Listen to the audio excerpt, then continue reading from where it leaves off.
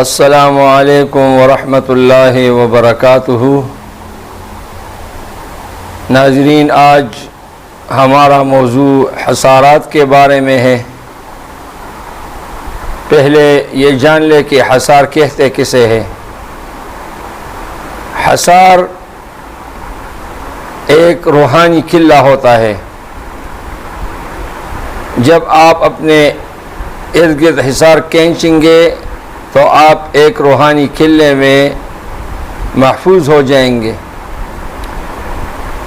شیاطین خواہ کیسی بھی ہو، جنات، اللہ ان کے مقابلے میں آپ کا مدد کرے گا۔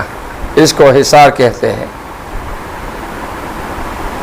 حصار دو طرح کا ہوتا ہے، ایک ماحولی حصار ہوتا ہے اور دوسرا بدنی حصار ہوتا ہے۔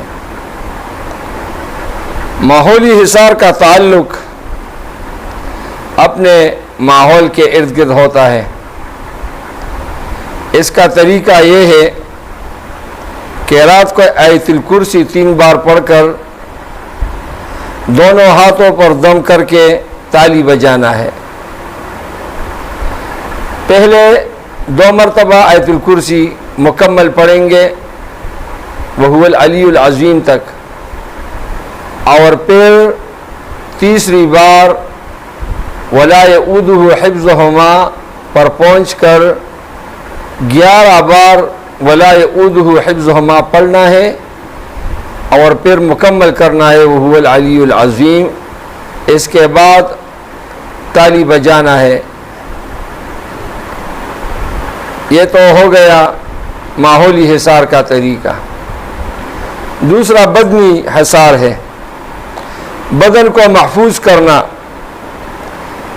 اس کا طریقہ یہ ہے کہ میں حصار پڑھ رہا ہوں، آپ اس کو یاد کر لیں اور یہ حصار پڑھ کر بدن پر ہاتھ پھیرنا ہے۔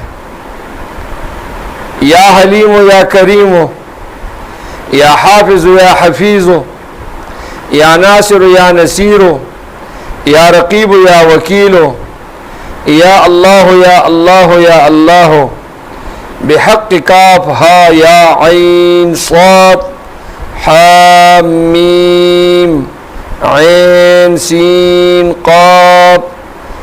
میں نے اپنے آپ کو حرس کیا ہا رازی کے ساتھ حرس کیا، لا الہ الا اللہ سے۔ میں نے اپنا حصار کیا محمد الرسول اللہ سے۔ یہ پڑھ کے اپنے ہاتھوں پر دم کر کے اپنے بدن پر ہاتھ پھیرنا ہے، اور ماحولی حصار وہ تالی بجانا ہے اور انگل پر دم کر کے اس طرح تالی کے بعد اپنے ارد گرد یہ انگل جو ہے گھمانا ہے۔ آپ کے ارد گرد ایک وہ روحانی حصار قائم ہو جائے گا۔ تالی کا طریقہ یہ ہے 3 بار، بس یہ طریقہ ہے۔ اللہ آپ کو اور ہمیں سمجھنے، سیکھنے اور اس پر عمل کرنے کی توفیق عطا فرمائے، اور آپ کا ہمارا حفاظت فرمائے۔